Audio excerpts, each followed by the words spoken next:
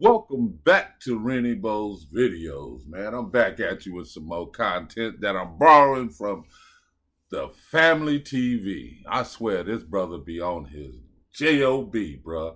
My hat's off to you, tip off, and I really appreciate you for not going upside my head with a strike. Thank God for that. But I love your content, brother. And you guys make sure y'all go over there, man, and check out the family TV. And a shout out to the Fantastic Four. Okay, man, let's get into this little content. Give you my little 2 cent on him. On David. Damn, what's this brother name? That's crazy.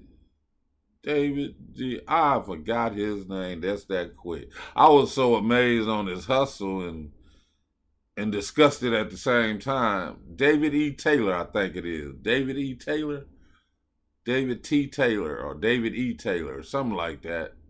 I'm surprised I haven't heard of him the way he was balling, man. I mean, he got away with it for shit. Uh, they just hit him. He's on one of my newsreels. I think the last newsreel I just put out, I think is number 12. You'll see the news clip about him. Because they just hit him now, but it started in 2014, but he just got rated, I don't know, less than a week ago, I think, maybe 3 or 4 days ago.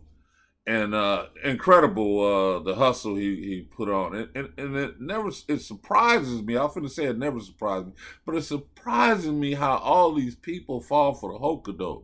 Now don't get it wrong, he's a cold hustler because he got some theatrical shit going on. Excuse the word S word, but yes, theatrical stuff going on.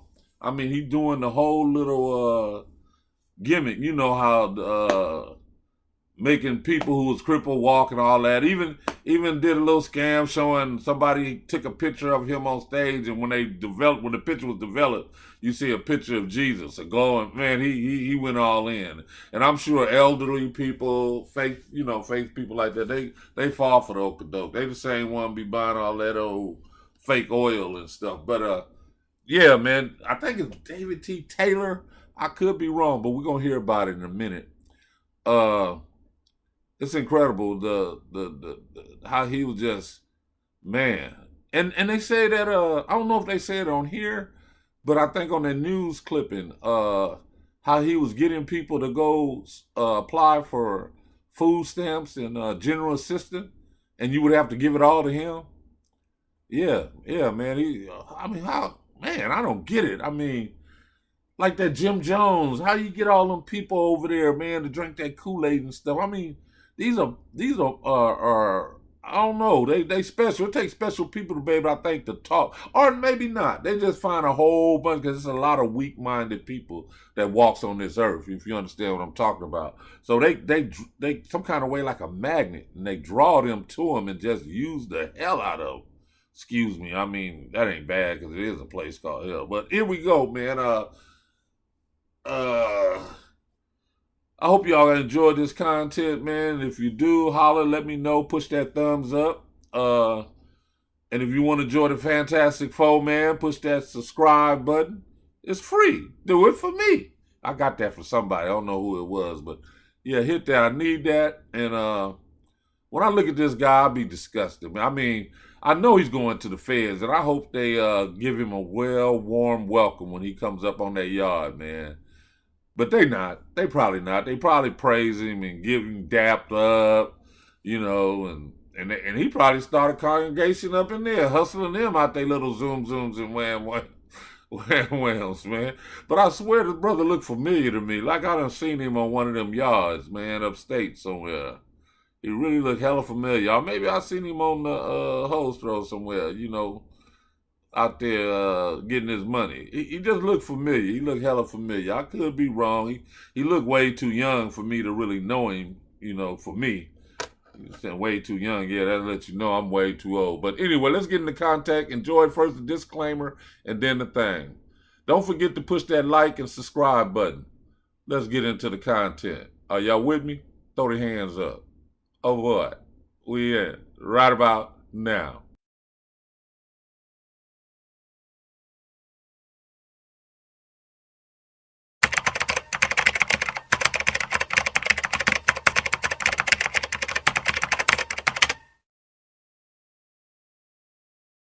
Jump right to it. Find me, David E. Taylor. He founded Joshua Media Ministries International in the 1990s, also known as JMMI, which later rebranded as Kingdom of God Global Church. He branded himself as a self-proclaimed apostle, claiming face-to-face encounters with Jesus, even claiming to be his best friend, which drew both followers and critics. Before seen in our generation, the Lord Jesus working face-to-face with David E. Taylor by appearing on stage with him, captured live on photo. The Lord said to me, I'm going to make another appearance in this building. This is phenomenal. There he is. The Lord just walked on the stage. I honor you, Lord. Just told me to get off the stage.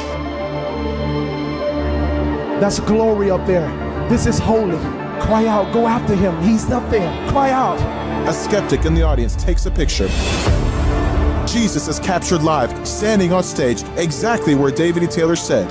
So you wanted to see if somebody was up there? Yes. I took out my cell phone and I snapped that photo with his arms stretched out wide. You cannot miss your face-to-face visitation from Jesus. The Lord is going to meet with his people again. You cannot miss this. If I told you that Jesus wanted to meet with you face-to-face like men and women met him in the Bible, would you want this amazing experience? It was during the Christmas season. I was 17 years old when it first happened. Jesus appeared to me in a dream, and it changed my life forever. And he told me if I wrote this in a book, that he would appear to millions all over the world, and it's happening now. I was born Muslim, and I read the book Face to Face. Jesus appeared to us.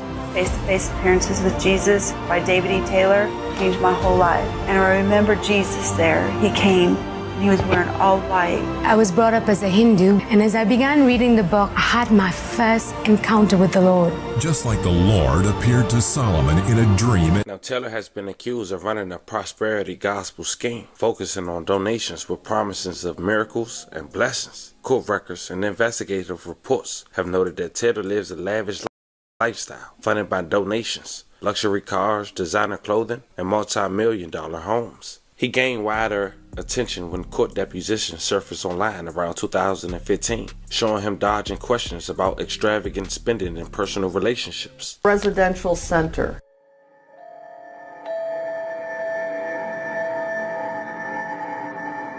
Oh, this is a place that the ministry owns.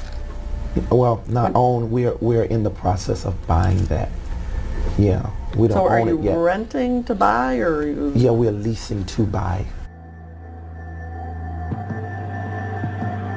You have that as an asset of $2,844,500. So do you own it? I just answered that, didn't I? I said we didn't own it. Okay, but where does the? I'm sorry. We're leasing to buy it. Did you? I thought we just said that.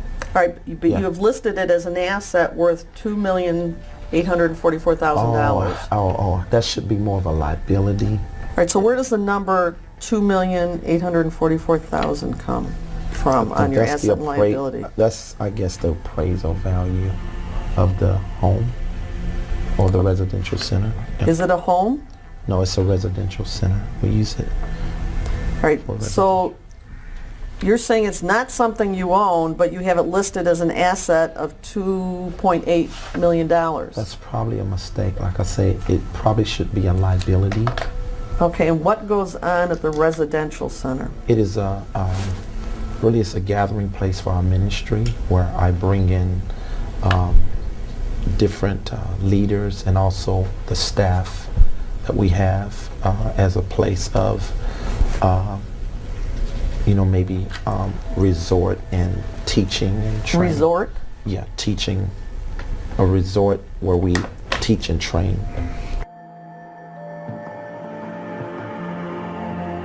On November 29th, 2013, JMMI paid over $6,000 to Louis Vuitton.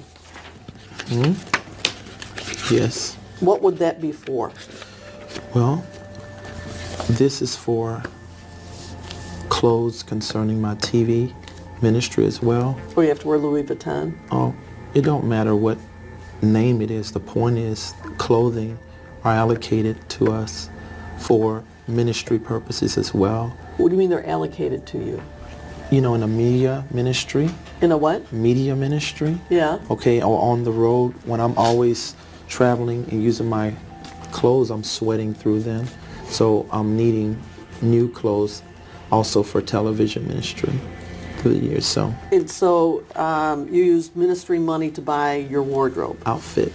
Your It's allocated more towards ministry apparel. Does that go into what your income is? I'm sorry. I don't Do you understand. show that in your income that you got Louis Vuitton clothing? No, that's not. That doesn't show. Because it don't go there. It don't go there. I don't know what No. that means. It don't belong there. That's out of place. What's out of place? You don't get taxed on things like that. That's for ministry business purpose. So it's not. Louis Vuitton. Well, you can call whatever you want. So June 2014, you spent $3,500 by JMMI to Versace in the Bahamas. Yes? I'm sure that's right. If it shows there. And that was for clothing for you? Yes, probably. Yes, most likely. So you don't see that there's any problem when you're ministering to the poor, the sick, the needy, to be appearing in Louis Vuitton and Versace? Well, that ain't something I purchase all the time. No, it looks like you did several times in... I mean, I'm a very frugal person when it comes to this. I go to the right places to get a lot of suits, and if I get some from those places, you don't see that. I don't see Macy's. No, you don't see that, because Macy's don't have the kind of suits that I wear. But what I'm saying is, this Louis Vuitton things, you don't see that in our charges all the time. 2013 and 14, JMMI spent over $30,000 in your clothes. Does that sound about right? What year was that? 13 and 14. Oh God, yes, because I was traveling so much and sweating through all my clothes. Exactly. That probably wasn't enough because just have so. But they have to be top of the line, expensive ones. No, they're not top of the line clothes. Louis Vuitton's not top of the line? Those not where I get my suits from. Well, you got something from them spent thousands and thousands. Well, the belts are more lasting, so that's good. Come on, you're buying belts for $5,000? No, I mean multiple belts. Not August 2014, you went to the Gucci store in Troy and purchased something? Yeah, What like would I that say, be? it probably was a belt or maybe shoes. I don't Belt know. or shoes? But I don't usually buy my suits from these very expensive places. I just get the things that I invest in will last longer, like such as belts. So you got to go or to shoes. Gucci or places like that. Well, no, I buy those things from there because they have a better TV appearance for the belt. For and asking for money shoe. from the poor? No, it's You paid $1,000 to Monsieur Clothing in New York, and then another $715. Whose clothing was that for? Where's that now? I don't understand. August 1st, October 28th. Total of over $1,700 to Monsieur Clothing in New York. I don't know about that. All right, you testified at your last deposition that JMMI owns 3 vehicles, a BMW, a Mercedes, and a Bentley. Yes. Have you driven those cars? Yes. Is Michelle? No. We usually have a driver. The 3 cars that we've talked about, in whose name are the titles? Then the ministry name. They're all in JMMI. I think everything except the Bentley. Whose name is the Bentley in? It's in DeWin McDeal. I have a question, just from a, you minister to the poor and the sick and all that. Isn't it a little offensive to be driving around in a Bentley and a Mercedes to people that really, are impoverished and sick and ill and AIDS and drug rehab? Isn't it a little offensive to sort of being show-placing what you have? Well, dear one, I don't show place to people, and I'm not Well, in Bentley. that car. You don't see me driving around in that car every day. I don't do that. But it's in You the know. ministry. Everybody No. in the ministry sees you. You said you drive it. I haven't before. You just asked me have I drove it, but it ain't something I drive every day or even every year. I don't do that. I have drivers who pick up my guests, my high-profile guests. No. But do you see my point that people that are suffering and giving you whatever their last dime is and in donations and drug habits, to have them see you drive around your high-profile guests in a Bentley or Mercedes might be offensive and hurtful even. It could be offensive if they didn't know my life, but they know my life. It would be offensive to someone like you who's trying to make it bad, but So it's because your important you have a attitude, Bentley. it ain't really important. That don't make me. Then you also have a Land Rover that you lease. Range Rover. Range Rover. Yes, it's not a Land Rover. It's a Range Rover. Which is the better one? I don't even know. I don't know. They're just cars, so. All right, then there's a series of documents that total almost $50,000 to Limo Land in 2013 and 14. You have to answer yes instead. Yes.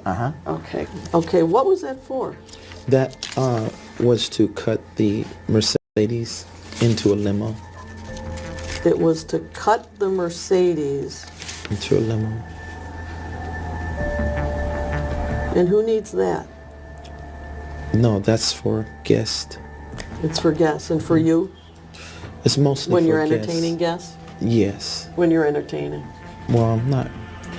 When we have guests come in, high-profile people, we You have to have treat a them limo. that way. Don't have to have a limo, but In a we- Mercedes limo. we treat them. You treat them? I said that we have hospitality. Maybe that's a better word. Okay, then. And this is not the first one the ministry has had. We Oh, had not the another first. Mercedes limousine. Yes, right. So So you paid Limo Land almost $50,000 total. almost 50,000 And that was To cut for what? To make a limo. to cut the Mercedes into a limo. And you it think that became- was a good use of the money that people donated to you in JMMI? Well, I mean, the banks certainly have looked at that on our books as good because it has an appraisal value of almost 200K, a little over 150,000. So, but you got this from donations and you decided to use it to make a limo. We really invested really good. The No, banks I'm really just think asking that. if that's what you did. No, not the way you're saying it. It's you're fortifying, forging. I'm forging? With your mouth, Then yeah. just the question is, Okay. did you use the money for the purpose? No. The answer is yes. So In June of 2013, there's over $6,000 worth of charges for the Disney Resort Hotel in Anaheim, California. Do you remember that? yes, And did you go? yes, I was there. Does JMMI pay any of your auto expenses? Yes, And how much? auto expenses. I wouldn't know exactly how much. Don't know how much you get? No. Who would The board know? takes care of that. Who's the board? You can ask Michelle. She's another person to refer to. What about your housing? Does JMMI pay any of that? Yes. You get a housing allowance? Yes. And how much is that? I'm not sure. And do you report these allowances as compensation on your tax return? Honestly, I don't know how all that work. I have other people who do that, so you can refer to Michelle on that. Michelle does your taxes? No, I have other people do it, but she's over a lot of that, the financial aspect. When you say it's up to the board, now the board includes Michelle, Yes. you, Yes. and who else? I'm not sure. You can ask Michelle. You don't know who's on the board? Totally. I would rather you get the accurate information because I don't want to be accused of answering falsely like I have been other times when I've tried to guess. So I just rather I'm telling you I don't know. Just ask her. How She'll many let you know. people are on the board? Don't know. Just You don't know? No. Don't you have to have board meetings? Yes, we do have board meetings. So can you count around the table how many people there are? Well, our board also grows at the same time. So I just rather you just get that information somewhere else. The last time you had a board meeting was when? So on the phone, I think it's been the beginning of the year in January. Can't exactly tell the date, but it was on the phone. Yeah. I've never been to court for no criminal charges. Did you ever hire pardon me? Go on. Did you ever hire an attorney to represent you in any criminal defense manner? Yes, I have. And that was the only thing I could think of in 13 is me, when I disciplined my child, and that was the only thing. So I don't know anything other than that. Tell me about that one. Was that in St. Louis? Yes. Mm-hmm. And which child was that?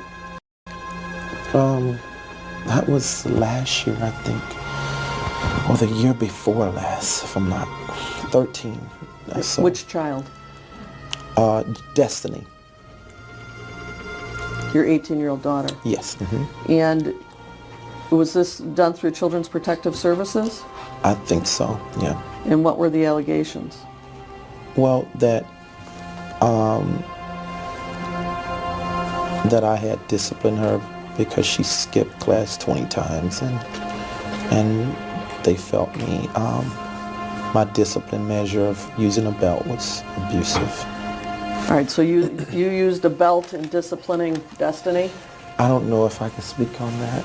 Can I speak on this? Because my lawyers told me don't. Then, not knowing the status of those proceedings. Is it resolved? Is it all done? I'm going to object to it. Well, let me just ask if it's what the status is. I don't know. All right, I'm not asking you to say what you did. I'm just asking if the allegations were that you disciplined your daughter with a belt and caused... Okay. Just allegations. You may ask, but I'm going to oppose a constitutional protection on that. What's the constitutional? I'm not asking him to say what he did or didn't do.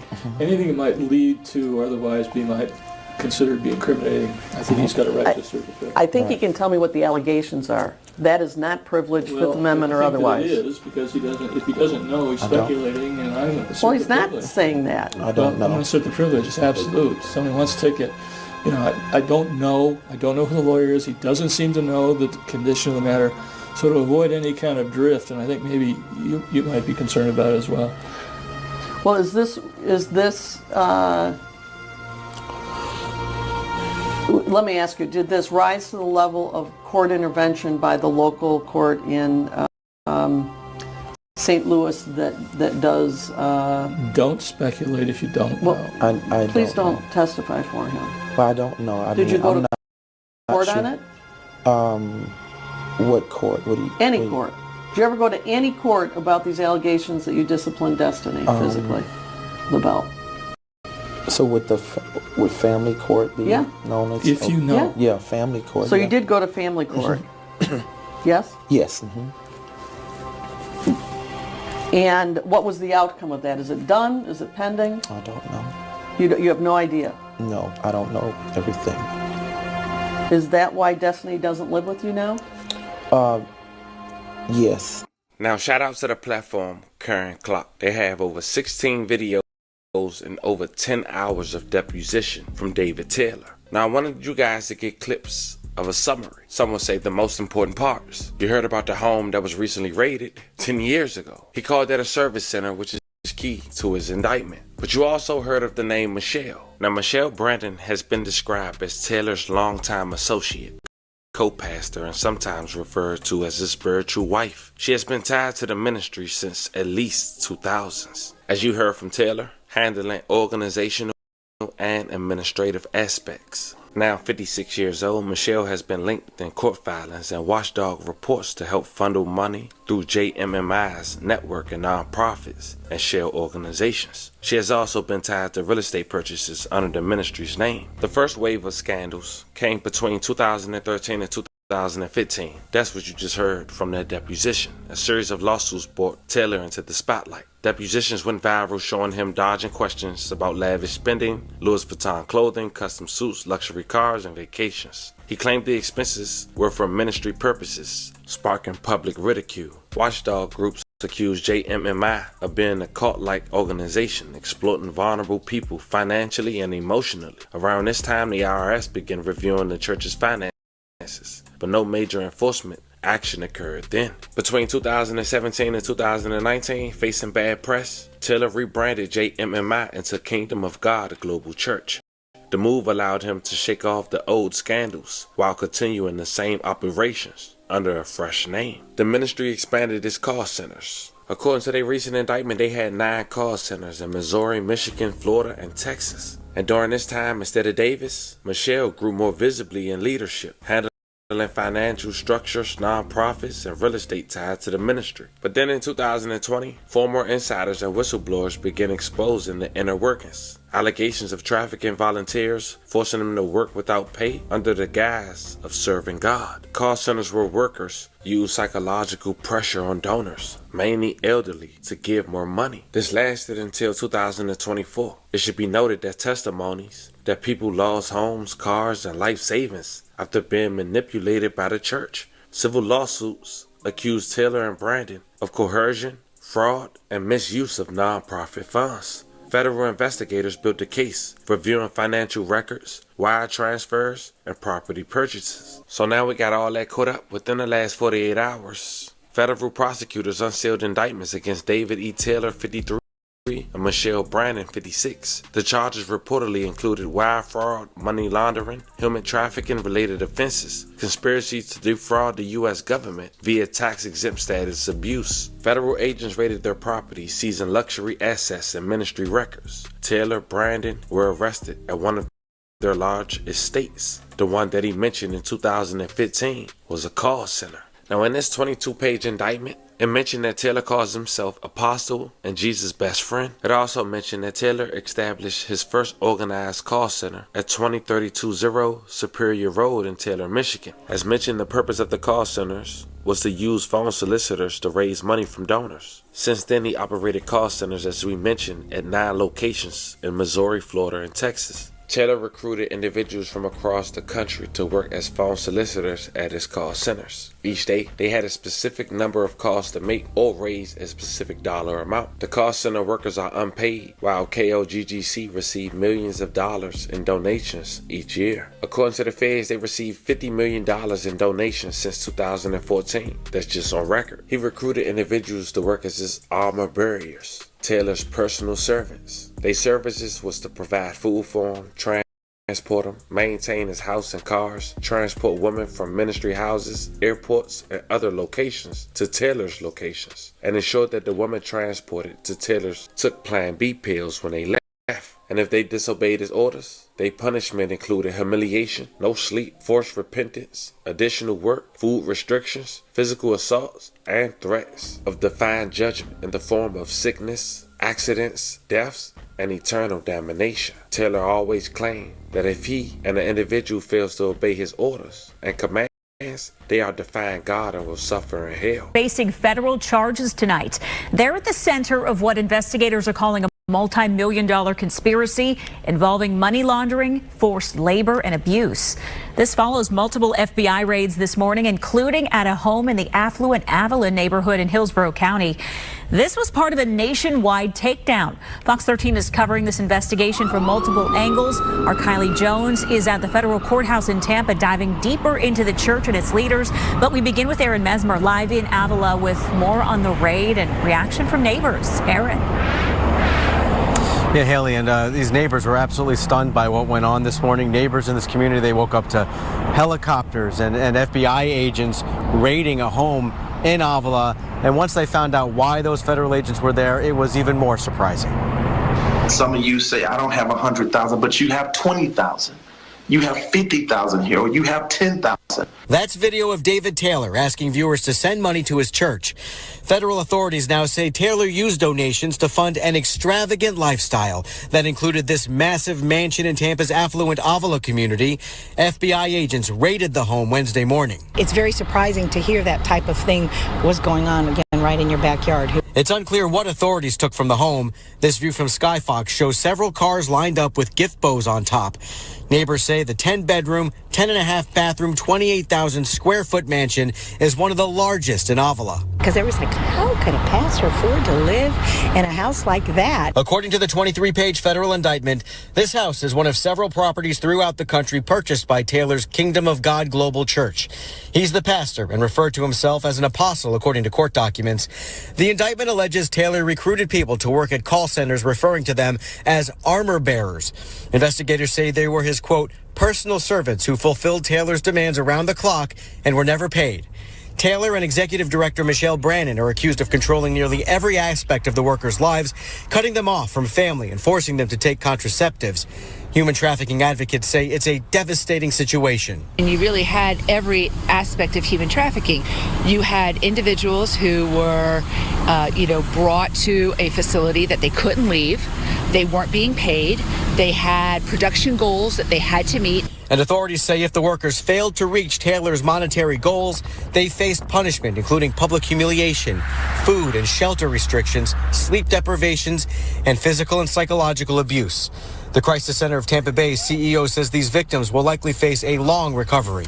She says there's another lesson every community can learn from this. This can happen in one of our most affluent zip codes in Hillsborough County. It can happen in your backyard. It can happen in my backyard. As for the folks who lived with alleged human trafficking, fraud, and money laundering happening in their backyards. I hope it's not true, but if it is, he deserves everything he's going to get. And there was also what appeared to be a federal command center set up just north of here at St. Joseph's Hospital in Lutz. Experts say if there were any human trafficking victims at this property, they likely would have been taken to a nearby hospital for care.